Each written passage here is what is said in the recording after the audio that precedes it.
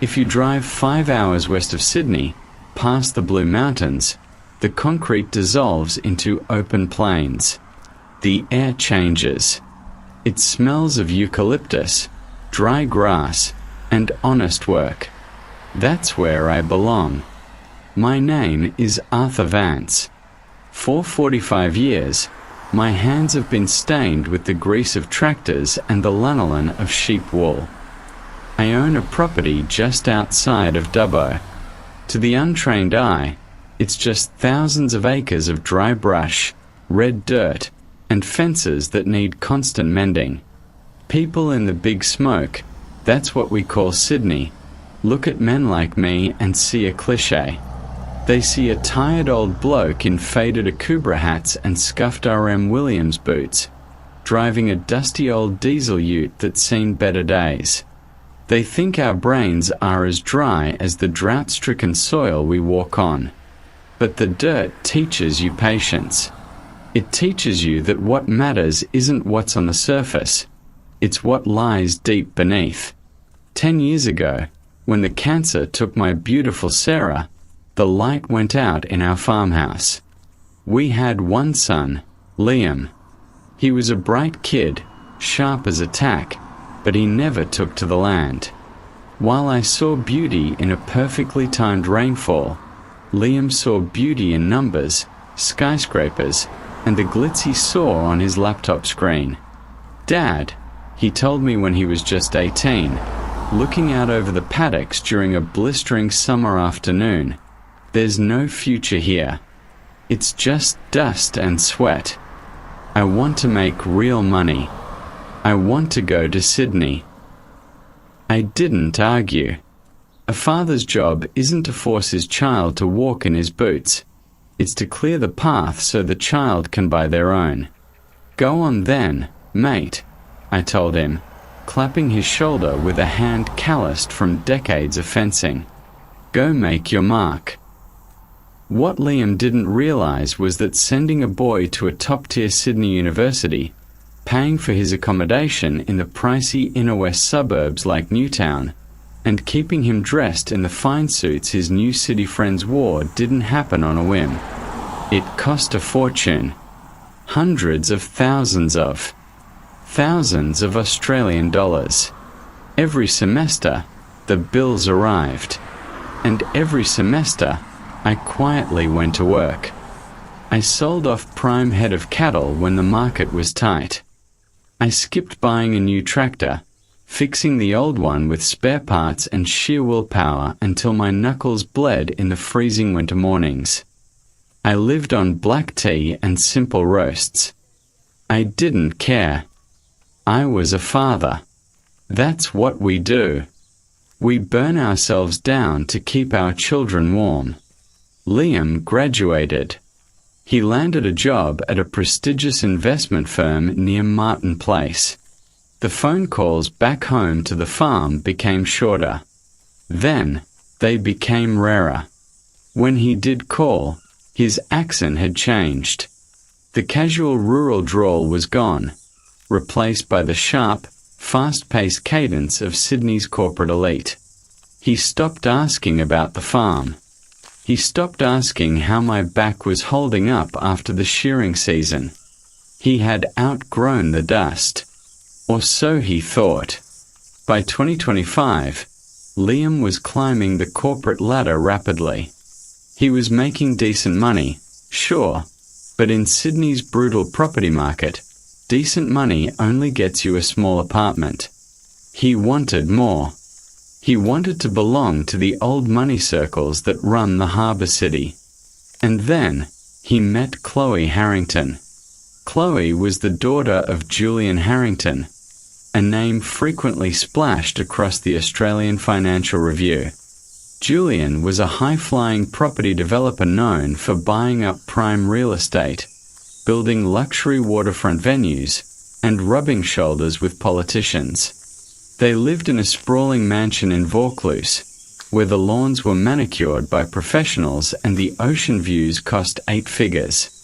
When Liam brought Chloe to the farm for the first and only time, it was a disaster. She stepped out of Liam's shiny European car in designer heels, looking at my farmhouse as if it were a contagious disease. She refused to drink the tank water, asking if we had any imported sparkling options. Liam didn't defend his home. Instead, I watched my own son apologize to her for the dust on the porch. "Sorry, babe," Liam had whispered, loud enough for the dry wind to carry it straight to my ears. "It's a bit primitive out here. Dad refuses to move into the modern world." I served them a proper Australian roast lamb that night. I had spent the whole morning preparing it.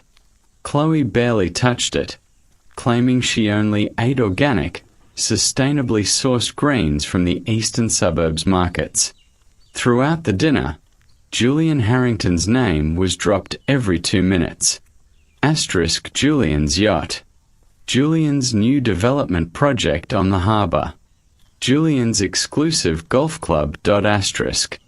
"Your dad must find a hard down here, Liam," Chloe said, looking around my modest living room with its old wooden furniture and black and white photos of my late wife. "It must be so isolating to live with so little." I smiled gently, taking a sip of my tea. "The land provides exactly what a man needs, Chloe. No more, no less." Liam laughed nervously. "Dad's old school, Chloe. Don't mind his philosophy.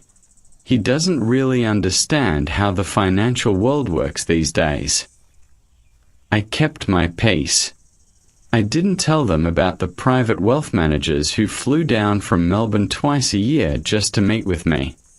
I didn't tell them about Vance Holdings the private entity my grandfather had established, which had quietly accumulated commercial titles decades before the government built the surrounding infrastructure. I didn't tell them because a truly strong man never needs to roar to prove his weight. 6 months later, the wedding invitation arrived. It wasn't sent with a personal note. It was a cold, embossed piece of heavy cardstock detailing a lavish ceremony at the Grand Meridian a brand new, ultra-exclusive waterfront venue in Point Piper, the most expensive pocket of Sydney. The RSVP card had a note attached in Liam's handwriting. "Dad, please wear a proper suit. A dark one. And maybe get a haircut in the city before you come. Chloe's family is very particular about appearance." I looked at the note for a long time. My heart didn't break. It just hardened, like the earth during a 6-year drought. I went to my wardrobe, pulled out the suit I wore to my wife's funeral, a timeless, impeccably tailored Italian wool suit that cost more than Liam's car, given to me by a business partner decades ago, and packed my bag. The day of the wedding was a gorgeous, crisp Sydney afternoon. The sun was setting over the harbour bridge, painting the sky in strokes of gold and deep violet. The Grand Meridian was an architectural marvel. Glass walls, marble floors, and a massive outdoor deck jutting out over the water, where luxury yachts were moored. I arrived in a standard city taxi. As I walked up the grand entrance, the security guards looked at me with suspicion until I showed my invitation. The guest list was a who's who of Sydney's elite. Men in $5,000 tuxedos and women dripping in diamonds. I spotted Liam standing near the bar, looking incredibly sharp. I walked up to him, a genuine smile on my face. "Congratulations, son," I said, offering my hand. Liam looked at my hand, then looked around nervously to see if anyone was watching. He gave me a quick, tense half hug. "Hey, Dad. Glad you made it. Look, things are crazy busy right now. I need to network with Julian's business partners. Why don't you find your seat?" He didn't introduce me to anyone. He didn't introduce me to his new mother-in-law, who was standing 5 feet away. When the usher escorted me to my table, my breath hitched slightly. I wasn't seated at the front with the family. I wasn't even at the secondary tables. I was placed at table 24, all the way in the dark corner of the ballroom, right next to the swinging doors of the kitchen. My table mates were the secondary photographers, a couple of distant cousins who looked equally confused, and the wedding planner's assistants. Throughout the night, I watched my son from across the room. Every time a wealthy guest asked Liam about his family, I saw him lean in and whisper something, followed by a dismissive wave of his hand toward my direction. During the main course, I stood up to use the restroom. The path took me past the VIP head table where Liam, Chloe, and Julian Harrington were sitting, drinking vintage French champagne. They didn't see me approaching from behind the large floral display. Julian was laughing, clinking his glass against Liam's. "Well, Liam, my boy, you've officially left the wilderness behind. Must be quite a shock coming from a background like yours too. Well, this level of success." Liam smiled, his eyes shining with arrogance. "You have no idea, Julian. I love my dad, but he's just an old, broke farmer from the bush. He spent his whole life sweating over pennies in Dubbo. He doesn't know what real ambition looks like. Honestly, I'm just glad he managed to find a clean suit for tonight so he didn't embarrass us." Chloe giggled, patting Liam's hand. "Don't worry, darling. Everyone knows you're the star of the family now. We hid him in the back anyway, so no one will even notice him." I stopped dead in my tracks. The noise of the ballroom, the clinking of the cutlery, the soft jazz music, it all faded into a dull hum. I looked at my son, the boy whose fever I had cooled with wet towels. The boy whose university tuition I had paid in full, cash, without a single whisper of complaint.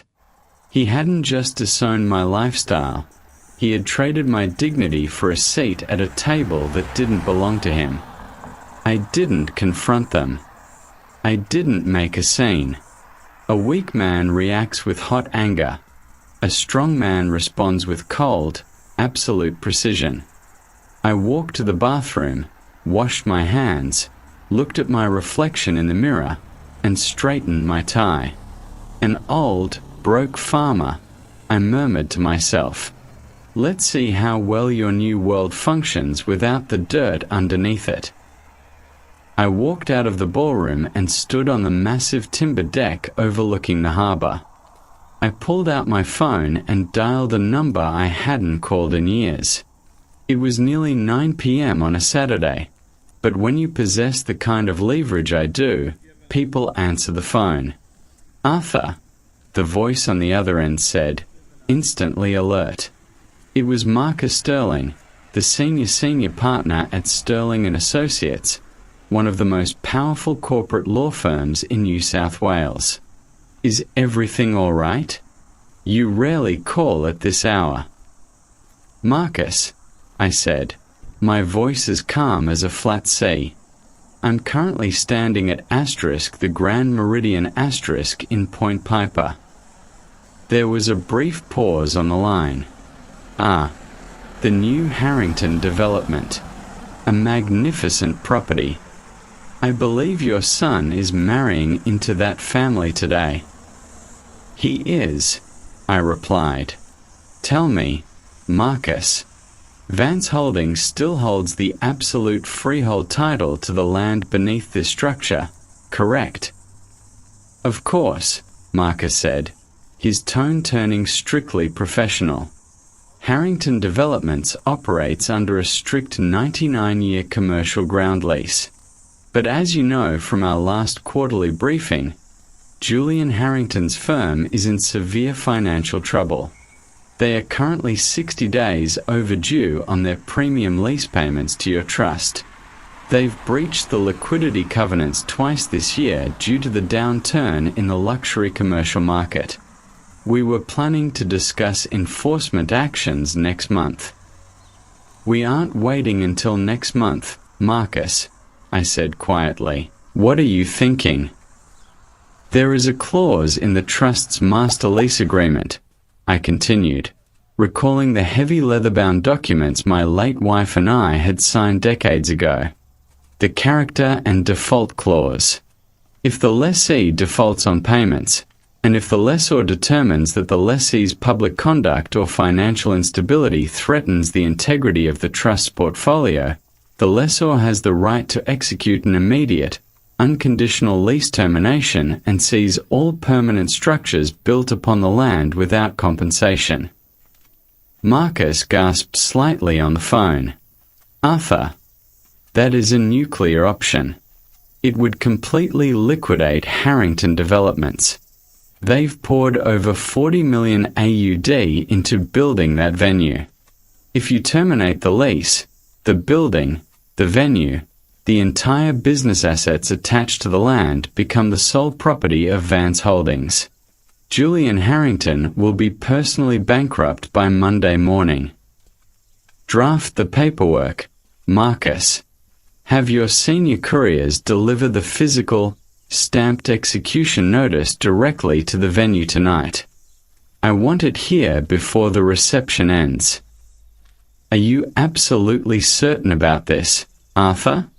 This will affect your son's new family completely. I looked through the glass window. I saw Liam laughing, raising a glass of expensive champagne to a crowd of people who wouldn't care if he disappeared tomorrow. My son told this room tonight that I don't know how the modern financial world works, I told Marcus. I think it's time I gave him a masterclass. At 11:30 p.m., the wedding reception was reaching its peak. The dance floor was packed, and the alcohol was flowing freely.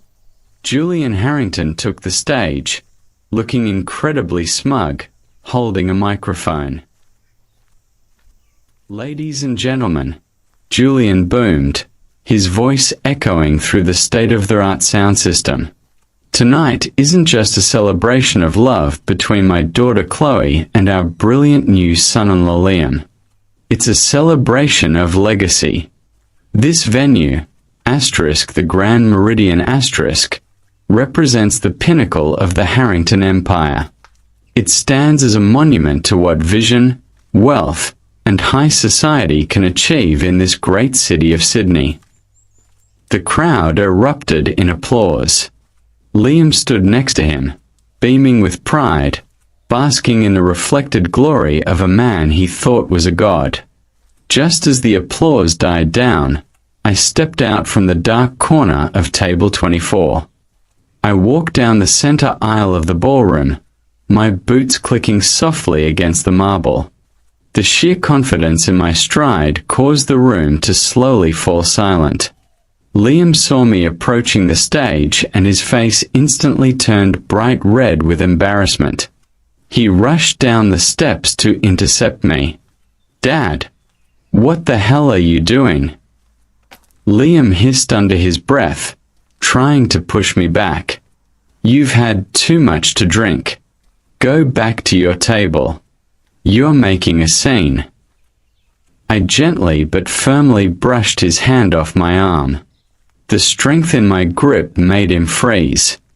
I walked past him, climbed the steps of the stage, and looked directly at Julian Harrington.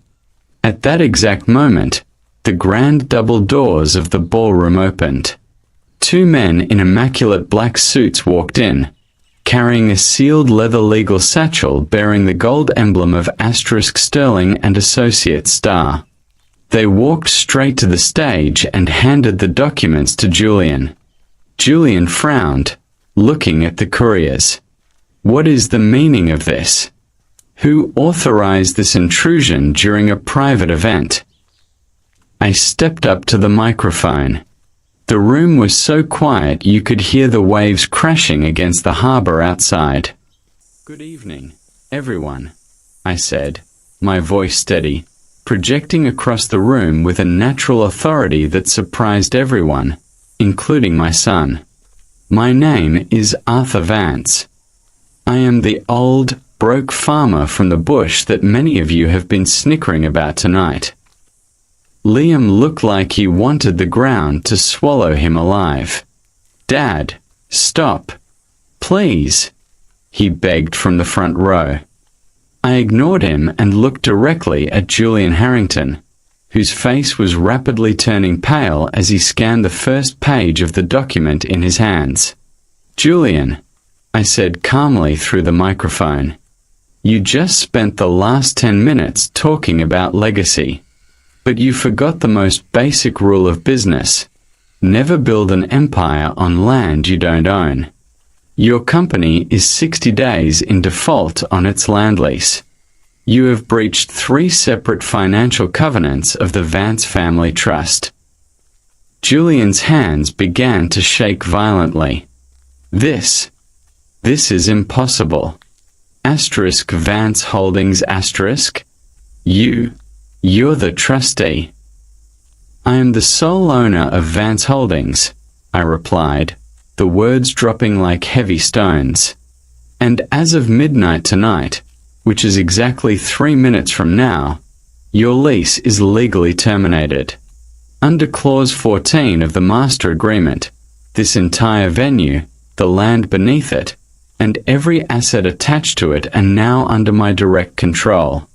The Harrington Empire is officially locked out." A collective gasp rippled through the ballroom. The wealthy guests looked at each other in utter disbelief. Chloe rushed up the stage, her voice screeching, "Dad, what is he talking about? Tell this old man to leave. He's crazy." Julian couldn't speak. He sank into a nearby chair, looking completely broken. The millions he had borrowed, the prestige he had built, it was gone in a single stroke of a pen.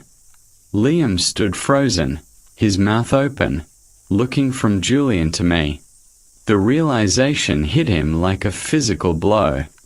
The father he had hidden away near the kitchen, the father he had mocked to impress his new family, was the man who held their entire destiny in his calloused hands. I stepped away from the microphone and walked down the steps. Liam caught my arm, his eyes wide with terror, tears streaming down his face.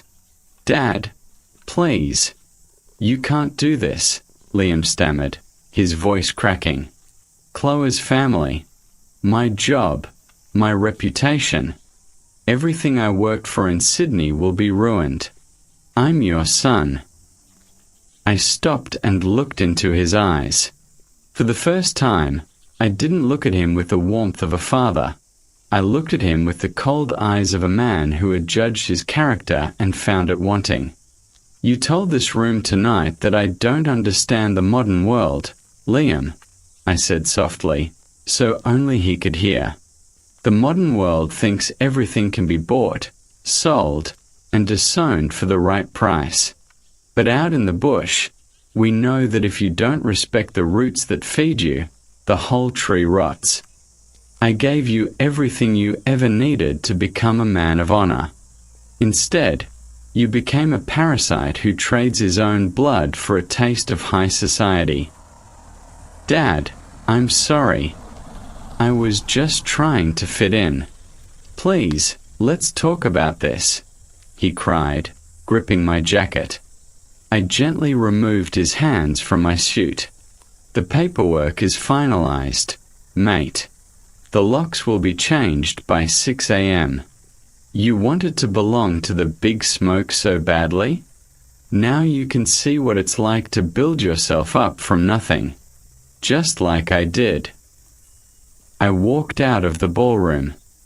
I didn't look back at the chaos, the screaming, or the pale, broken faces of Sydney's elite. As I stepped out into the cool night air, My dusty Toyota Land Cruiser was waiting for me at the entrance, driven down by one of my loyal farmhands. I climbed into the front seat, took off my tie, and breathed in the clean air. Money can build beautiful things on the surface. It can buy marble floors, fancy titles, and expensive weddings. But true dignity, that can only be forged in the dirt, through sacrifice, loyalty, and respect. And that's something all the money in Sydney could never buy.